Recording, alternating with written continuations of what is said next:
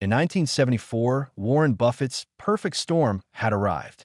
In what could be called his most pessimistic shareholder letter for that year, he candidly admitted that results were unsatisfactory, as return on equity plummeted to 10.3%, its lowest level in years. In the letter, Buffett gave a deep post-mortem on the insurance business's darkest hour.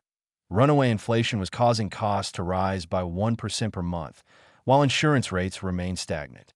This led to a horrendous 12% underwriting loss in the reinsurance business, while the new business expansion into Florida was a disaster, losing over $2 million, a result Buffett bluntly called a management mistake.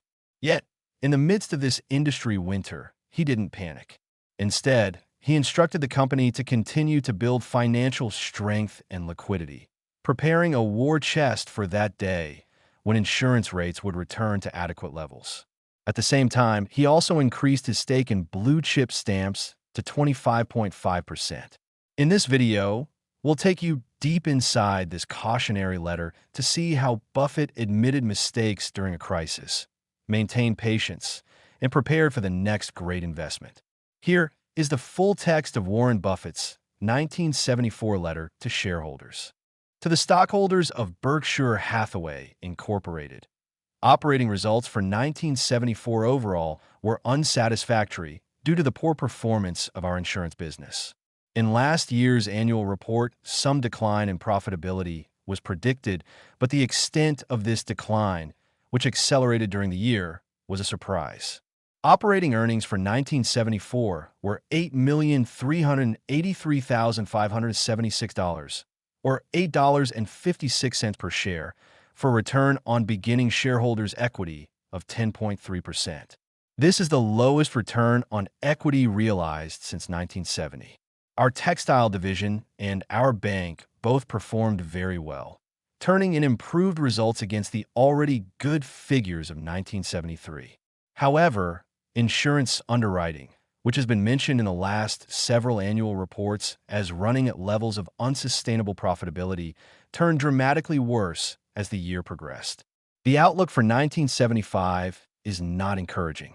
We undoubtedly will have sharply negative comparisons in our textile operation and probably a moderate decline in banking earnings. Insurance underwriting is a large question mark at this time. It certainly won't be a satisfactory year in this area and could be an extremely poor one. Prospects are reasonably good for an improvement in both insurance investment income and our equity in earnings of blue-chip stamps. During this period, we plan to continue to build financial strength and liquidity, preparing for the time when insurance rates become adequate and we can once again aggressively pursue opportunities for growth in this area. Textile operations. During the first 9 months of 1974, textile demand was exceptionally strong, resulting in very firm prices. However, in the fourth quarter, significant weaknesses began to appear, which have continued in 1975. We currently are operating at about 1/3 of capacity. Obviously, at such levels, operating losses must result.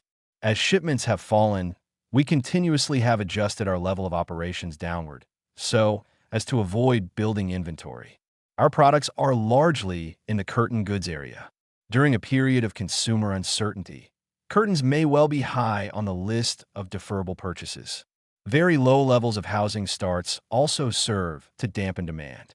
In addition, retailers have been pressing to cut inventories generally, and we probably are feeling some effect from these efforts. These negative trends should reverse in due course, and we are attempting to minimize losses until that time comes. Insurance underwriting. In the last few years, we consistently have commented on the unusual profitability in insurance underwriting. This seemed certain eventually to attract unintelligent competition with consequent inadequate rates. It also has been apparent that many insurance organizations, major as well as minor, have been guilty of significant under-reserving of losses, which inevitably produces faulty information as to the true cost of the product being sold. In 1974, these factors, along with a high rate of inflation, combined to produce a rapid erosion in underwriting results. The cost of the product we deliver, auto repair, medical payments, compensation benefits, etc., are increasing at a rate we estimate to be in the area of 1% per month. Of course, this increase doesn't proceed in an even flow, but inexorably, inflation grinds very heavily at the repair services, to humans and to property, that we provide. However, rates virtually have been unchanged in the property and casualty field for the last few years. With costs moving forward rapidly and prices remaining unchanged, it was not hard to predict what would happen to profit margins. Best's, the authoritative voice of the insurance industry, estimates that in 1974, all auto insurance premiums in the United States increased only about 2%. Such a growth in the pool of dollars available to pay insured losses and expenses was woefully inadequate. Obviously, medical costs applicable to people injured during the year, jury awards for pain and suffering, and body shop charges for repairing damaged cars increased at a dramatically greater rate during the year. Since premiums represent the sales dollar and the latter items represent the cost of goods sold, profit margins turned sharply negative. As this report is being written, such deterioration continues.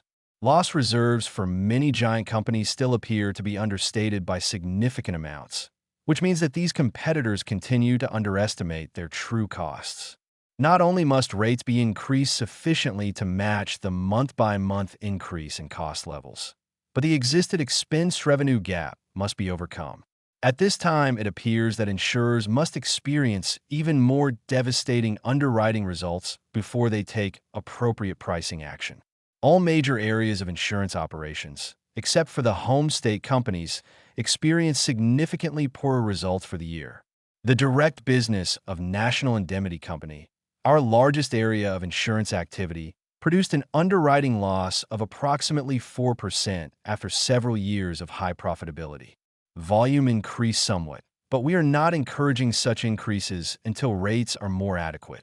At some point in the cycle, after major insurance companies have had their fill of red ink, history indicates that we will experience an inflow of business at compensatory rates. This operation, headed by Phil Leash, a most able underwriter, is staffed by highly profit-oriented people, and we believe it will provide excellent earnings in most future years, as it has in the past. Intense competition in the reinsurance business has produced major losses for practically every company operating in the area. We have been no exception. Our underwriting loss was something over 12%, a horrendous figure, but probably little different from the average of the industry. What is even more frightening is that, while about the usual number of insurance catastrophes occurred during 1974, there really was no super disaster, which might have accounted for the poor figures of the industry. Rather, a condition of inadequate rates prevails, particularly in the casualty area where we have significant exposure. Our reinsurance department is run by George Young, an exceptionally competent and hardworking manager. He has canceled a great many contracts where prices are totally inadequate and is making no attempt to increase volume, except in areas where premiums are commensurate with risk. Based upon present rate levels, it seems highly unlikely that the reinsurance industry generally, or we specifically, will have a profitable year in 1975. Our home state companies, under the leadership of John Ringwalt, made good progress in 1974. We appear to be developing a sound agency group, capable of producing business with acceptable loss ratios. Our expense ratios still are much too high, but will come down as the operation develops into units of economic size. The Texas problem, which was commented upon in last year's report, seems to be improving. We consider the home state operation one of our most promising areas for the future. Our efforts to expand home and automobile insurance company into Florida proved disastrous. The underwriting loss from operations in that market will come to over $2 million, a very large portion of which was realized in 1974. We made the decision to drop out of the Florida market in the middle of 1974, but losses in substantial amounts have continued since that time because of the term nature of insurance contracts, as well as adverse development of outstanding claims. We can't blame external insurance industry conditions for this mistake. In retrospect, it is apparent that our management simply did not have the underwriting information and the pricing knowledge necessary to be operating in the area. In Cook County, Where home and autos volume traditionally has been concentrated, evidence also became quite clear during 1974 that rates were inadequate. Therefore, rates were increased during the middle of the year, but competition did not follow. Consequently, our volume has dropped significantly in this area as competitors take business from us at prices that we regard as totally unrealistic. While the tone of this section is pessimistic as to 1974 and 1975, we consider the insurance business to be inherently attractive. Our overall return on capital employed in this area, even including the poor results of 1974, remains high. We have made every effort to be realistic in the calculation of loss and administrative expense. Because of accruals, this had a double effect at both the bank and corporate level in 1974. Under present money market conditions, we expect bank earnings to be down somewhat in 1975, although we believe they still are likely to compare favorably with those of practically any banking institution in the country. Blue chip stamps. During 1974, we increased our holdings of blue chip stamps to approximately 25.5% of the outstanding shares of that company. Overall, we are quite happy about the results of blue chip and its prospects for the future. Stamp sales continue at a greatly reduced level, but the blue chip management has done an excellent job of adjusting operating costs. The See's Candy Shops Incorporated subsidiary had an outstanding year and has excellent prospects for the future. Your chairman is on the board of directors of Blue Chip Stamps, as well as Wesco Financial Corporation, a 64% owned subsidiary, and is chairman of the board of See's Candy Shops Incorporated. We expect Blue Chip Stamps to be a source of continued substantial earning power for Berkshire Hathaway Incorporated. The annual report of Blue Chip Stamps, which will contain financial statements for the year ended March 1st, 1975, audited by Price, Waterhouse & Company, will be available in May.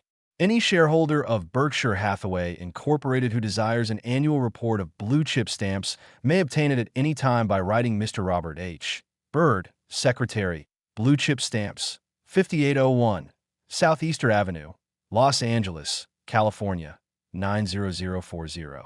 Merger with Diversified Retailing Company Incorporated.